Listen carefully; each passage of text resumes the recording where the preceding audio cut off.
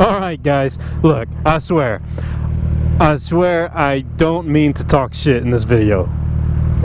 Maybe just a little bit.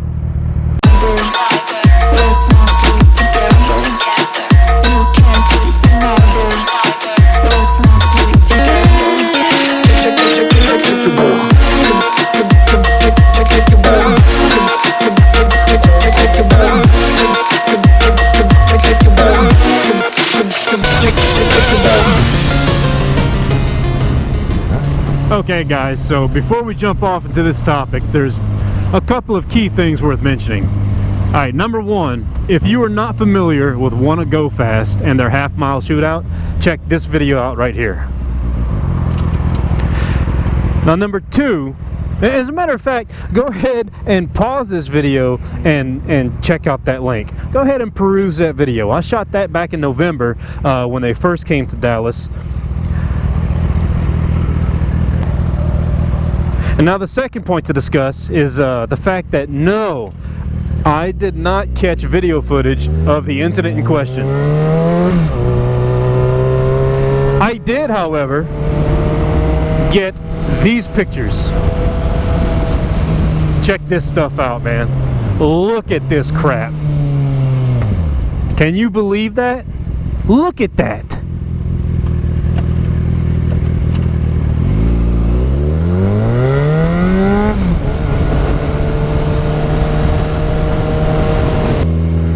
Okay, so a little bit of background on this. It's Hensley Field, all right? Hensley Field is the location of this race when it comes to Dallas. I work for the Dallas Department of Aviation. We provide the facility, and these guys set up shop and have a half-mile shootout. Lots of exotic cars show up because, you know, those happen to be the fastest ones. The entire objective, if you will, is to break class records for half-mile speeds, right? It's all about the top speed. And so as you can imagine, there is an assortment of cars. And again, check out that video that I just pointed to up there. Check out that link, and you will see for yourself the vast plethora, if you will, of cars that show up to this thing. Okay, so it's like, how did I get those pictures, right? Well, while I am not a first responder, I do respond at the same time as first responders, if that makes sense, but not in an emergency capacity per se. My job, basically in a nutshell, is to monitor the condition of the runway pavement, the asphalt and concrete condition, as far as any foreign object debris finding its way out there. It's a fancy term for, in this case, car parts, right? Because these things do wipe out, man, as you can tell from those pictures. And when they wipe out, believe it or not, they typically don't fly. Goodness, y'all, it was insane. So anyways, they don't typically leave the ground, right? What they'll most commonly do is when they spin out, they just, you know, the cars are aerodynamically designed to where they're not supposed to fly, right? But they typically just spin out and come to a stop. You might have a big puff of dirt and what have you, and that's the extent of it. However, in this particular case, this Viper, well, she dug in. And what's that mean? Well, that means that when it started spinning out and left the runway, it found the slightest of imperfections in the grass area, what we call the runway safety area, and the tires dug in, and long story short, she flew. And the thing about when things fly is that they do indeed have to come back down. So yeah, while I did not catch it on film, I did witness this event and was one of the first on the scene. And just to cut to the chase here, guys, believe it or not, we arrive, this guy is sitting outside the car, sitting there on the ground, conscious, and completely aware of his surroundings. The EMTs ask him if he wants transport to the hospital. His words, and I quote, "Nah, I'm good." Now, that's either extraordinarily boss or just, well, it's shock, right? Shock is what it is. The dude was in shock. Come to find out later, some of his boys that are part of his race team, they went ahead and took him to the hospital. I don't know the final outcome of all that, but I would assume he lived. You know, he wasn't walking around after the fact, but he was conscious and aware of his surroundings. Man, but let me tell you, what an incredible thing to witness, y'all. When that car dug in, you know, first it was just spinning off the runway, and the first time it dug in, it didn't flip. It just threw up a bunch of dirt, right? Just this big poof of dirt flew up in the air, and the thing encountered another imperfection in the ground. And as a matter of fact, I have reason to believe, just looking at the tracks and the way this car, just its trajectory, the direction it spun out in, you know, it had marks everywhere, right? There were dig-in marks all over in the grass. There were skid marks all over the pavement. But guidance signs, okay, airfield guidance signs are mounted on concrete pads. And one of these concrete pads was directly in his path of leaving the runway. And so I'm pretty sure that the reason why that car went airborne is because the tires impacted, right, sideways, impacted that concrete pad and sent them tumbling into the air. So, you know, I see the big puff of dirt and I'm still looking. I'm like, oh shit, here we go, we got one. And sure enough, man, he comes down a second time, and then you just see the car spinning and damn near cartwheeling through the air, basically, is what it was doing, right? Pieces, parts flying everywhere. I mean, just havoc. I mean, look at the pictures again. Just destroyed, right? My coworker, all right, you'll notice in one of these pictures that there's a pile of parts in front of the car. That was everybody that responded, kind of collecting all the parts and putting them in a pile, just for recovery sakes, right? And you see that all the wheels and everything separated, man. The suspension just came apart. Just destruction, y'all. So anyways, my coworker actually found the guy's wallet. Okay, he was seat belted in, no 5-point harness or nothing like that, no roll cage even. It was a street car. But my coworker found the guy's wallet just sitting out there in the field. So think about that for a second. Basically, what you have here is a car that had such extreme G-forces going on as it was spinning through the air that the guy's wallet and keys, somebody else even found his keys, came out of his pockets and just flew up in the air. It's just incredible. You know, the entire ordeal is just incredible. And the fact that the guy was alive, right? Just incredible. Just incredible. Hey, isn't that a motovlogger?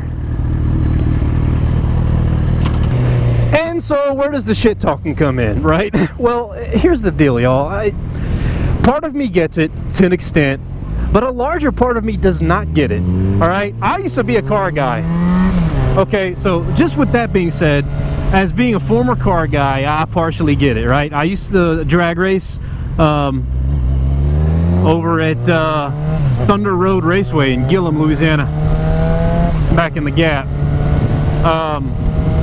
So, you know, I understand it. That was the rush, right? Now it's, for me, it's bikes, but back then that was the rush, right? But here's the difference. Here is the defining line between what I was doing and what these guys are doing.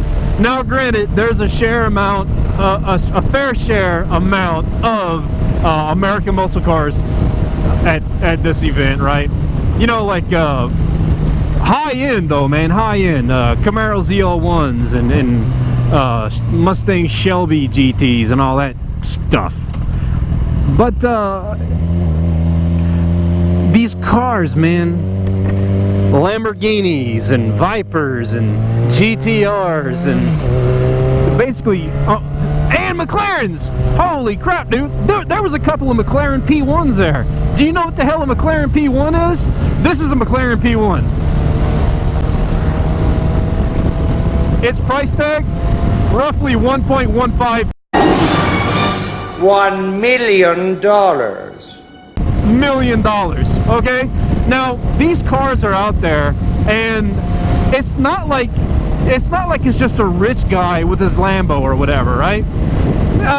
These guys are absolute fanatics, man. Like, it's not enough that you drop anywhere from a quarter to full-on $1 million on these cars. You know, I was driving a Z28, man. That's what I used to race, was a Z28. And, you know, I had a great many thousands of dollars into this car. But these guys, holy moly, dude, like, none of them are stock, right? Every one of these exotic cars has extraordinary aftermarket modifications done to them. Twin turbo setups, various supercharger setups. They are absolutely all methanol injected, okay? And it's like, how do you even? I guess I can't relate to it. I can't identify with it. And I guess that's why that part of me just doesn't get it. Because, wow, that is some next level shit. Am I right? I mean, that's next level stuff, y'all. It's a level that I'll obviously never be at. I don't know. Furthermore, I don't even know that it's a level that I want to be at. Like, I don't know. I can't imagine really ever having the disposable income to dump on an already uber expensive car and just dump all this money in it for these mods. And here's the other thing about it, dude. Like, so the Viper absolutely was destroyed, right? But not all the cars that go out there get absolutely destroyed. Some of them just blow their motors, right? But it's not just the fact that they blow their motors, right? It's like, okay, you pushed the car as far as it can go and beyond, and so you lost the engine. No, these guys, dude, I shit you not, you will watch these guys go out there with these exotic cars, make a 200-mile-per-hour run, and on decel, right, smoke. You know what I'm saying? Just smoke trailing. And they will come back around, line it right back up, and they'll run it again, man. And you will watch these guys run these cars over and over again, and you can almost call it out when these cars grenade.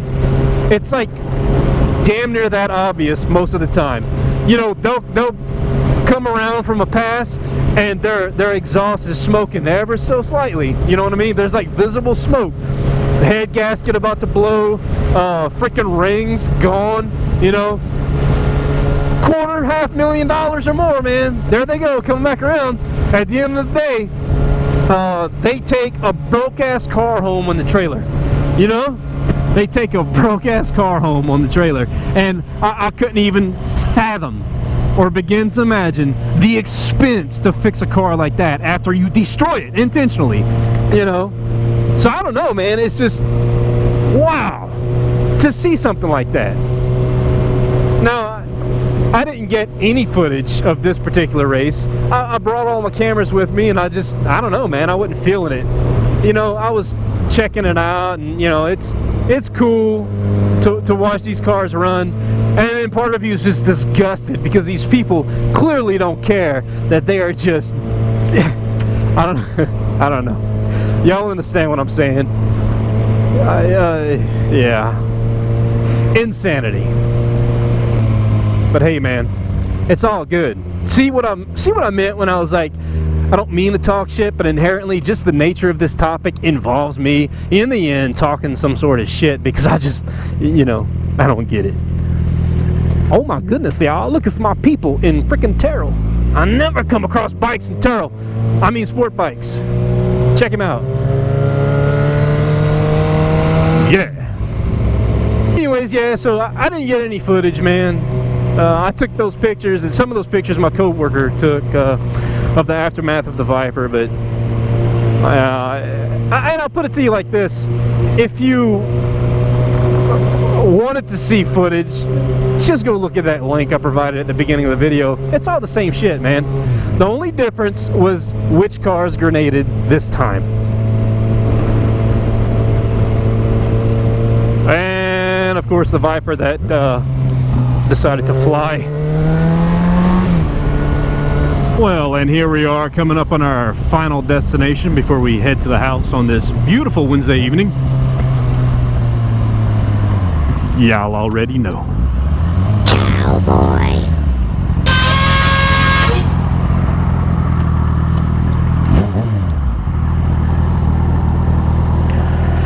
Oh, man. But anyways, guys, that's about it for this one. I guess it was more of a rant than anything, right? I don't know if I meant it to be a rant, but in the end it was a rant because, again, I just don't get it. I guess I just don't get it. Anyways, guys, hope you enjoyed the video. As always, hit the like button, subscribe if you haven't already. If you're new here, welcome to the channel. As of shooting this video, we are up to 134 subscribers. On our way up, fellas, up and coming. Let's get to 1,000.